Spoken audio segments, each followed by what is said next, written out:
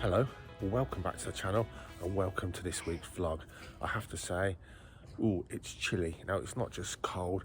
So yesterday it was pure blue sky, sunshine, hard frost everywhere.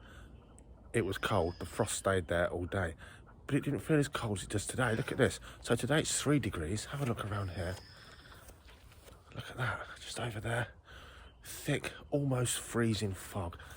And that's a very different kind of cold for us, because I am cold to the core right now, but it's a very different kind of cold for our birds and animals. So many of the birds here at the Falconry Centre come from British and European type climates, so this is normal for them if they were wild, and that's what they're sort of genetically, it's in their DNA to sort of survive in this kind of weather. They've evolved for millions of years in this kind of climate.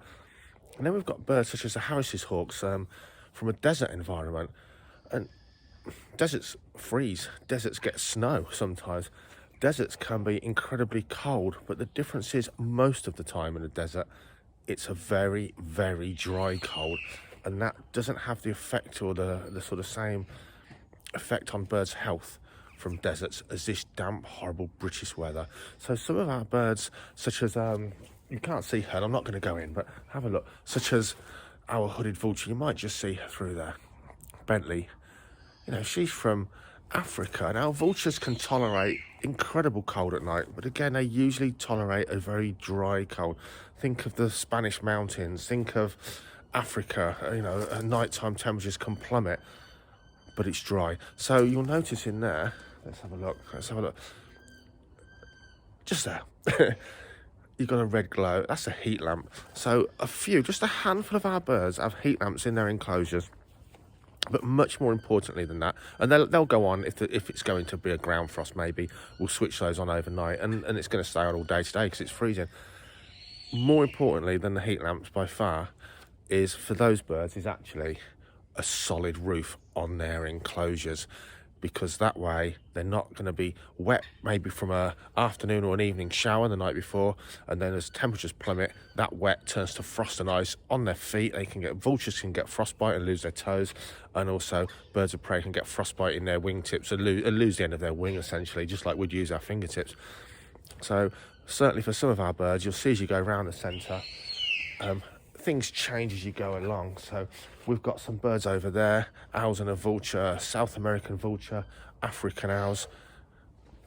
They've got fully roofed enclosures. And then you've got other birds such as our European eagle owls, and some of our other birds that are from this kind of climate, and they're fine. They can have half covered, half open roofs to their enclosures. So a cold start to this week's vlog. Enjoy the rest of the vlog, and let's see what the weather turns out to be over this coming week. Check out the rest of the vlog. Can you believe it? What a difference. Only in England, surely. What a difference a day makes. Sun's out, the sky's blue from first thing this morning, and it is absolutely glorious. Yesterday, freezing fog, absolutely perishing, murky, soupy all day long. Today, absolutely beautiful, absolutely glorious. And it's not just sunny, it's not frosty and cold, it is warm. This is, if this was March, you would say a fine spring day. The warmth of the sun is absolutely beautiful. Everywhere looks beautiful. Birds are starting to sing, and I'm covered in mess because we're cracking on, Jackie and I right now, building out and fitting out new enclosures for the stuff that's going to be here for you to see through the summer weekends. Not just see, of course, learn about, educate yourselves about, and of course, just enjoy the rest of the video. Here's a great looking snake. Look at the tail on that. 18-month-old yellow-tailed crebo. They grow fast, and they are beautiful. Really hope we produce some more of these this year. I think we were the only people in the UK to breed these last year. Fingers crossed we'll have some more of these beautiful baby and unusual and very rare to get snakes in the UK this year. Just trying to get in there. Enjoy the rest of the vlog.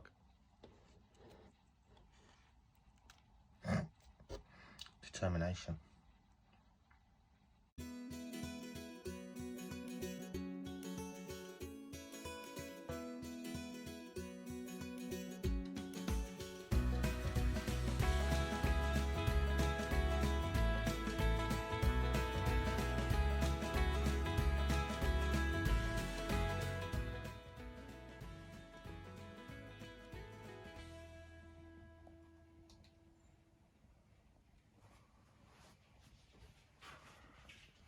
Annoying reflections, but these Vietnamese blue beauty snakes, and you can see where they get their name because they're beautiful, and some are blue. Ah, gorgeous snakes. The boys and the girls are together right now. It's a good time of year for these to actually breed, as is the spring. Fingers crossed. Let's see what happens.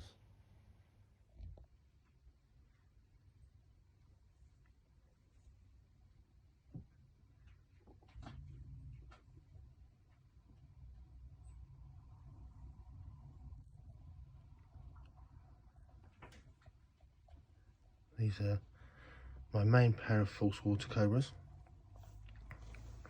They've pushed the lid off their sort of hide box, and you can see the male, the pale one, is courting his girlfriend. I don't know what she's thinking of the whole ordeal, but you can see him, his body twitching and pulsating along his body. That's kind of tactile, snaky foreplay, if you like. I think he's spied me now and gone rather shy, but we'll leave them at it, and hopefully the making of some more beautiful baby false water cobras for 2022. And you see those rhythmic actions, that's his sort of caressing the female and kind of wooing her, you could say, in snake lovemaking. Cracking creatures. Let's give them some privacy.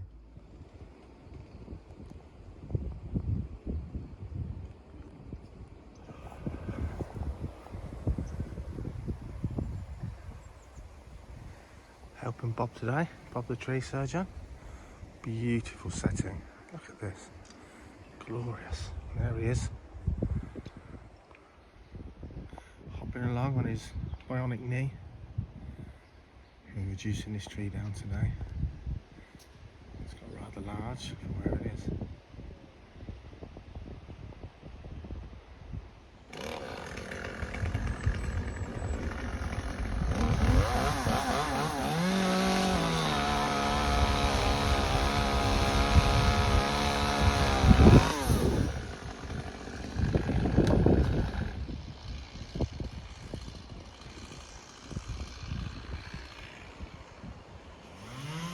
My school educational business, Raptor Exotics, has been going now for 12 years. 12 years this month. And for sure, some of the animals have been here from the very beginning. Crackerjack here, the white-faced owl. This guy, he's now 11 years old. I've had him from a 10-day-old eaglet? No, a 10-day-old owlet. And he is the absolute star of my school hall and even classroom owl or nocturnal animal talks. He is bomb-proof. To get an owl that doesn't flinch at anything, all the weird human world around it in a school hall, is blooming exceptional. And this guy is the star. He will fly across the school hall, gliding silently over children's heads, while we talk about just how amazing owls are, and certainly how quiet they are when they fly. He's got all the owl attributes in a tiny package. He weighs about 6.5 ounces. And he's a white-faced owl from Africa. Absolutely brilliant, and I probably can fair to say I struggle to do my job without this guy on board. He is an absolute top member of my team, and right now he's worked hard all morning in a local school, Standensbarn Primary School, who are a really good supporter of Raptor Exotics. Right now he's going to get lots of food for supper and go back into his enclosure. Crackerjack, the white-faced owl, a superstar. Now Plop here, she's a year older than Crackerjack. She's 12 years old, so she's been around from the very beginning of Raptor Exotics. Crackerjack just a year later. She's a barn owl, I'm sure you already know that, and she'll live a good 10 years with me, all being well. Now, wild barn owl average lifespan is 3, captivity 20 to 25. Gives you some idea just how just how tough it is to be a wild predator and survive those winters for sure. She's fantastic. She's darn good at her job, but she hasn't got the ultra bomb-proof behaviour as Crackerjack. If Plop gets spooked in a school hall, somebody walks through the hall. Hold on, you're going to get your food in a second. If she gets spooked in a school hall, she'll fly around. She'll fly to the top of the climbing frame in the hall, or a netball frame, or a light fitting, and she'll think before she comes down. She'll assess the situation, which is fine if it's 2 minutes. It's wearing if it's 10 minutes. And in her early days, it was annoying if it was longer than that, for sure. But far more important to UK school kids is a barn owl than a white-faced owl. Far more important. Why? Because it's British. We've got to start conservation at home. We must. We've got to really care about the wildlife and the wild places around where we live before we can even think about the rest of the world, because this is where it's tangible. This is where your kids can go every day, every week. This is where your kids can find things with their own hands, pick up mini beast, discover newts in ponds or frog spawn. You've got to hook them, and we've got to care more for us about British wildlife than any other wildlife in the world first. You have to. If no one cares about our own wildlife, they're not going to care about the greater world. They never go to, for sure. Plop, a fantastic ambassador for her kind. She's a fantastic girl. I love her to pieces. And again, like with all our owls, I've hand-reared her from a tiny owlet. So you get a really close bond with these birds. They don't really love you, but they have more affection towards you than the diurnal raptors, for sure. Owls, a little bit more in tune with their falconer, for sure. They're not intelligent. They're the least intelligent of all the birds of prey groups, but they're not as stupid as we sometimes think they are, that is for sure. She's got the hump. She thought I was bringing her in here to give her a tea, which I am. She doesn't normally have to wait this long.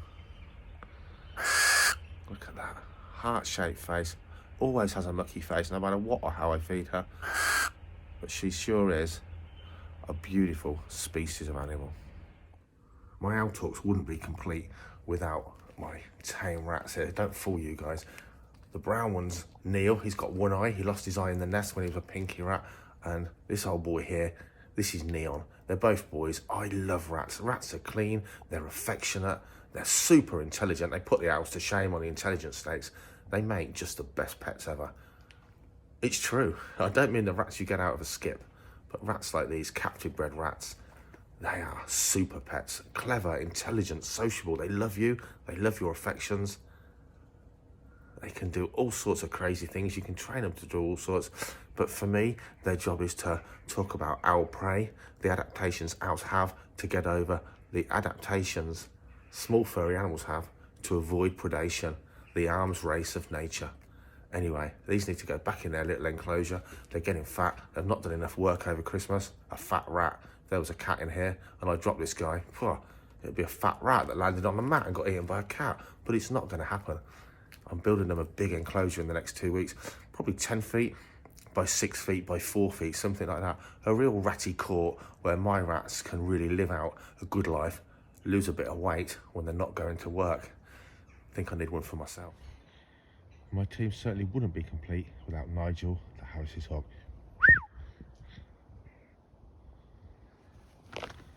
This guy, as old as Plop, he sure does know his stuff. Not only does he fly great in displays, great for our experienced day guests at Icarus Falconry, but in school halls, showing just how different diurnal raptors are from the owls, he is also a star of the team. Go on, Nigel.